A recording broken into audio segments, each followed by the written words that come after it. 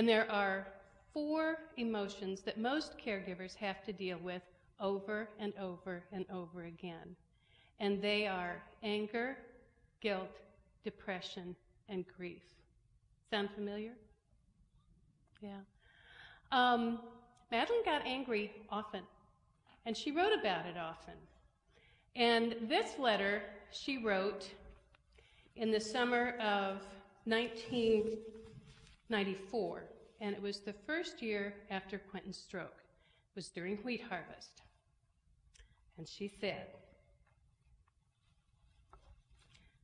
"Dear Elaine, we had a lot of excitement around here the other day. Larry needed everyone in the field to help with the wheat harvest. So I volunteered to fix lunch. There were 10 of us altogether, and by the time I finished the dishes, I was deathly tired. I told Quentin I just had to take a nap. So we had just stretched out, and I started to fall asleep when I heard Gene's voice come over the businessman radio, and he was yelling, 'Fire! Candy, your combine is on fire!' Well, I don't have to tell you that a fire in a wheat field full of people and equipment is a major emergency. So I jumped up out of bed, and I ran to the phone as fast as I could, and I picked it up, and I dialed 911, and I said, 'We got a wheat field fire.' And the guy said, 'Where is it?' And I said, 4 miles west of where the drive-in theater used to be.' And I hung up the phone. Then I thought, well, that wasn't good. But your dad was sitting there trying to get his socks and shoes on, and he looked up at me and he said, 'I can't take this.' And I said, 'Well, I can't take it either, but we have to go. We can't stay here.' So I got him loaded up into the van, and as we were pulling out of the driveway, he said, 'Take me to the field where Larry was working earlier.' And I said, 'Well, what do you think you're going to do?' He said, 'I'm going to plow a fire break.' Well, I knew that was the right thing to do, but I wasn't at all sure that he was the right person to do it, because as you know, since the stroke, his reaction time is slow as molasses, and he's completely lost the use of his right hand, and his right foot weighs about 900 pounds, so putting him into anything that has a clutch, an accelerator, or a brake is a pretty precarious situation. But I was worried about everybody finding their way to the field, and I didn't want to fight with him, so I just left him at the tractor, and I went on to the fire.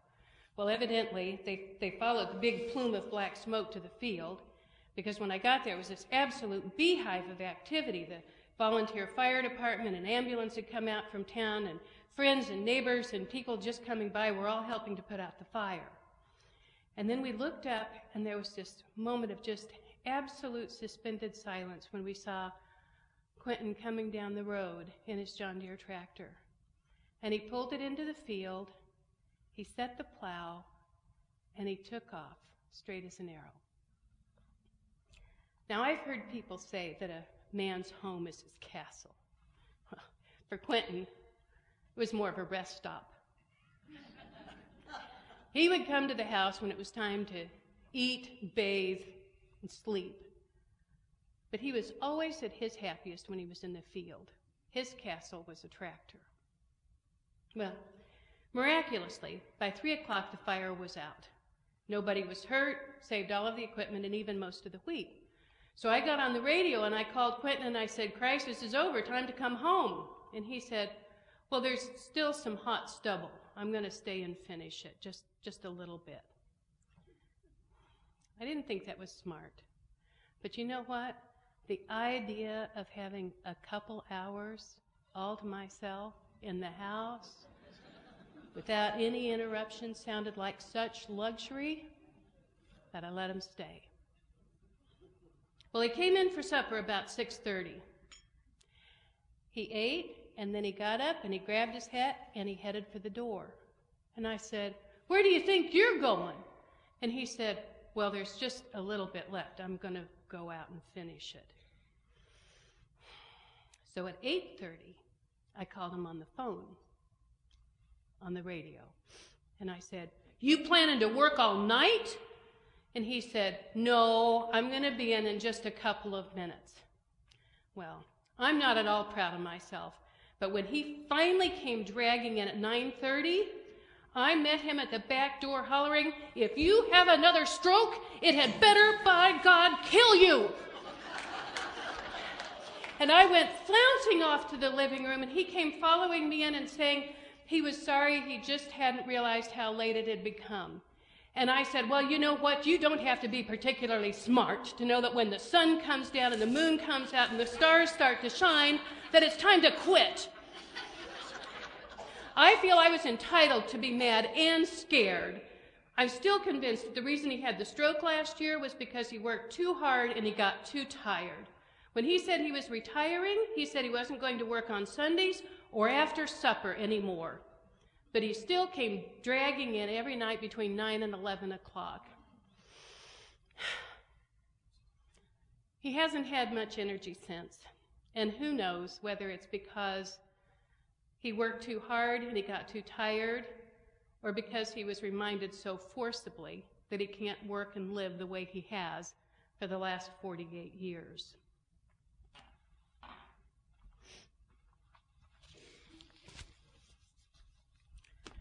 So did you get it that Madeline was angry?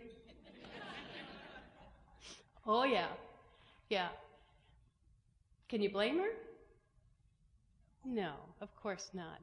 She was exhausted. She's dealing with a husband who's had a stroke. She's afraid that if he's out there working this hard, that he's going to have another stroke. It could kill him. Then again, it might not. And if it didn't kill him, and if he was disabled to the point that she couldn't care for him any longer, she had to face the decision of selling homesteaded farm ground to pay for his care. So you can understand her fear. So do you think you could forgive her for getting angry? Sure. Now here's the tough question. Do you think maybe you could cut yourself a little slack the next time you lose it? That's a little tougher, isn't it?